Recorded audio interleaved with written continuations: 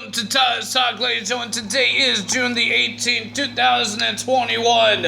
I need to move things off my table. But, ladies and gentlemen, we got 2021. I don't know what I'm saying. But we got an interesting Impact Wrestling to talk about because, ladies and gentlemen, it was announced on their Instagram and their Facebook that the X Division Championship will be on the line, but in a return match called the Ultimate X match.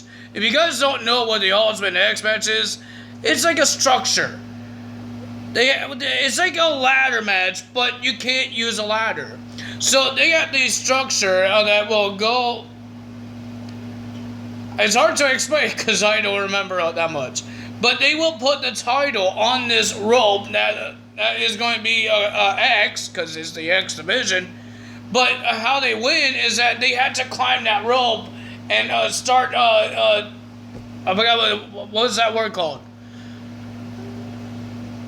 It's like the tightrope, but they had to climb the ropes. It's high above of the ring, and then they they can't use ladders. It's kind of hard to explain, but ladies and gentlemen, it's going to be on top of X, and then how they win is that they had to climb the rope and trying to get themselves into the to the X Division title that's in the middle of the X and take that down, and that's how they win. No ladders, all just strength.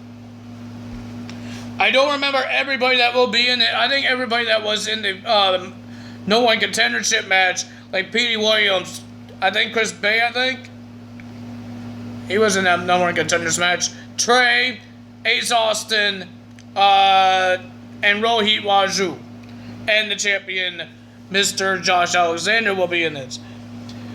So that's going to happen there. I believe that's everybody. I think that's everybody. So that's going to happen there, and now we need to know what's going to happen with Sammy. Because he got fired at Against All Odds because he attacked the Elites because of Don Callis. You know why Don did it. You know why he fired him is because next stop for Kenny Omega to defend his Impact World title is July 17, 2021 at his anniversary, and he would be versing the psychopath, the crazy man, Sammy Callahan at his anniversary. And Don Callis knows what this guy's all about, because if you guys didn't see what Sammy Callahan did to Eddie Edwards' face in 2018, I believe, or 17, something like that. He smashed a chair and a baseball bat into Eddie Edwards' face, and his eye looked nasty. It looked nasty. It looks like inside of his eye was bleeding, and it was bruising, and nasty. I didn't watch Impact Wrestling that time, but I did see some pictures of it and videos, and that was nasty. But, yeah. And that could be happening to Kenny Omega, but now Sammy Callahan got fired. He won't go to July 17th. Or maybe. But ladies and gentlemen, let's get to the matches. No big segments that happened. One match did got made for 7th anniversary, but I will tell you guys after this match, first match. We got TJP versus Black Taurus. I thought it was a pretty decent match. I enjoyed it. The winner of that match was TJP after a frog splash. He got the win. But after he was about to celebrate his win, Moose came out because he's trying to give Scott D'Amore get attention. Because Scott D'Amore says something, I forgot what he said. And then he says, I will give you attention and show you some attention. And he attacked TJP. And then he has some words to say until the return of Chris Sabin came out and attacked Moose. And in his interview, he threw his shoes at him. I think one shoe. And then in his interview, oh my God. He issued a challenge to Moose, Chris Sabin versus Moose at his anniversary. Speaking of the X Division champion, we have X Division champion Josh Alexander versus Madman Fulton. Pretty decent match. Madman Fulton is still a good wrestler. Better than other big guys I've ever seen. AEW has some good big guys. But, ladies and gentlemen, it was a pretty decent match, but the winner of that match was Josh Alexander. Ace Austin kind of helped Madman Fulton a little bit in the match, during the match, but at the end, he looked like he was trying to break the pin, but he did not break the pin. But he did had a aftermath assault onto the champion. And then we got Petey Williams coming out, Trey Miguel coming out, and then we got Rohit coming out, and then Shira came out, but all the bad guys were standing tall. Madman Fulton, Rohit, Ace Austin, and Shira. That's going to be a problem for Josh Alexander if those guys are going to work as a team. They might injure him before his anniversary. Then we had the debut of Steve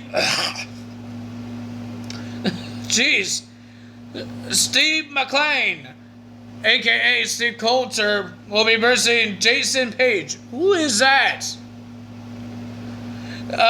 Steve McLean gets the win. Of course he does. It's his debut. Who loses on their debuts? Then we had Tennille Dashwood versus Rachel Eldering. Hey, it was a pretty decent match. Not bad. But the winner of that match was Tennille Dashwood because of the... if you guys don't see bloggers on YouTube, they use this big blinded lights. I don't do that. I use lamps. If you guys don't see, I use lamps to do it. I don't use this big giant circle of lights shining in my face. Thank God. But he had the same thing, but it wasn't a big one. It was a small portable one, and he put it in the eyes of Rachel Eldering, and she got blinded, and then she got rolled up by Tennille Dashwood. 1, 2, 3. She gets the win. Dashwood gets the win. Jordan Grace wasn't there. She was still mad at whatever she's mad about. I don't know what she's mad about. And then we had Kojima versus Rhino. If Kojima wins the match, if I'm missing this guy's name, don't hate me, please. But if he wins this match, he gets a future shot tag team title match with Eddie Edwards as his tag team partner. It was an okay match. It's not bad for a legendary guy. But the winner of that match was Kojima getting the win and getting a future shot at the tag team titles. Maybe at Slammiversary. No, he's getting it next week. I was going to say Slammiversary, but they did announce next week they get a shot.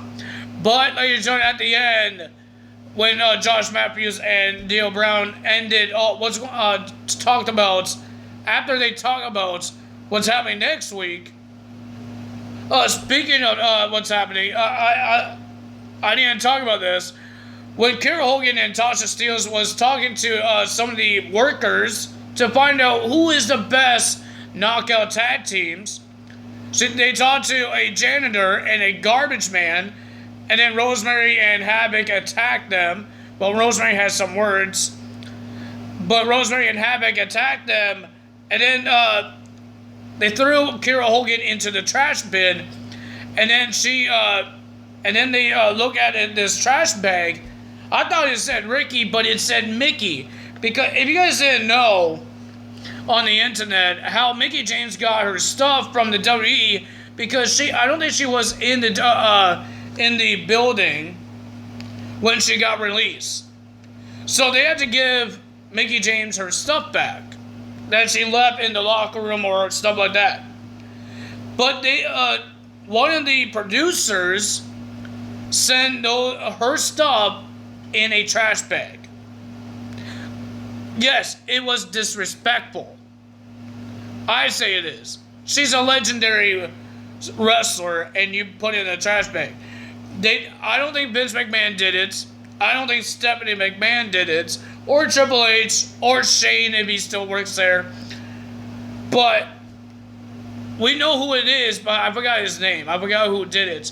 But one of the producers sent a trash bag of her stuff to her. Disrespectful. But we did hear that this guy got fired for doing that. Good. I think we're allowed to talk about it because it's been months ago that happened.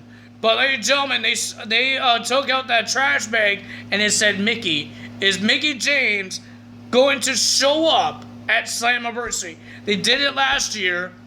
Has some hints of people going to be there at Slammiversary, or some teases, just like Aces and Eights. Super Eric. I forgot what else they had last year, but they had those hints or tease. Well, Dio Brown is back, but not as Aces and Eights, and Eric Young is back. So, and they had some references saying, I believe they said somebody has kids for Heath Slater. I wonder how that guy is. We haven't seen him for a while. So let's get to the big segment, ladies and gentlemen. Let's talk about Sami Callihan. Because Sami came into the ring and started yelling and calling out Don and Kenny Omega. But after the commercial, we just see Sami getting surrounded by security guards. And he's scaring the security guards, saying, "Don't touch me, I will hurt you." Scott D'Amore came out, took the security guards out of here, and he says there's going to be a guy, a bigger boss than he is, and than Don Callis is, coming here to make things right. Sami Callihan says, "I don't do authority figures, but you know what? For the first time, we're going to do it your way." He pushes phone and he disappears. And then Don Callis came out and says, "I don't like to say I told you so," but he said, "I told you so." And he says, "You're trying to fix it, but you can't fix crazy." And he has a whole bunch of things, because you know why he fired Sami, because he wants to help Kenny, right? He wants to help Kenny. He's not doing this to help Scott D'Amore. That's what he says. He says, I did this to help you, because you don't have the guts to fire anyone. But he says, I'm here to, I did it to help you. And he thinks he's better than everybody because now he's not a wrestler. I don't think it's because you're better than everybody, Don. It's because you're old, and if you get one punch in your face or get slammed, you have a broken back. Even with Scott D'Amore, but Scott D'Amore is not being a jerk to the wrestlers like you are. I think that's the reason. It's not because you're better than everybody, because you're the boss. You know, you have bigger bosses that could fire you. And then, ladies and gentlemen, we had a screaming match between Scott D'Amore and Don Callis, and then Tommy Dreamer came out. And now we heard that we know that Tommy Dreamer was the guy that's going to make the change of Anthem. Who's Anthem again? I guess it's something bigger boss than Impact Wrestling. And they brought Tommy Dreamer to Impact Wrestling to make the changes. One, Sami Callihan is reinstated. He's rehired. And he would be versus Kenny Omega at Slammiversary. And it looks like he was about to fire Scott D'Amore. Scott D'Amore got pissed. He got mad. He threw his glasses. Thank God there was no audience there, because they will steal it from him. I think when he goes outside the ring, he could grab his glasses and make sure they're not broken. But ladies and gentlemen, Scott D'Amore was not fired.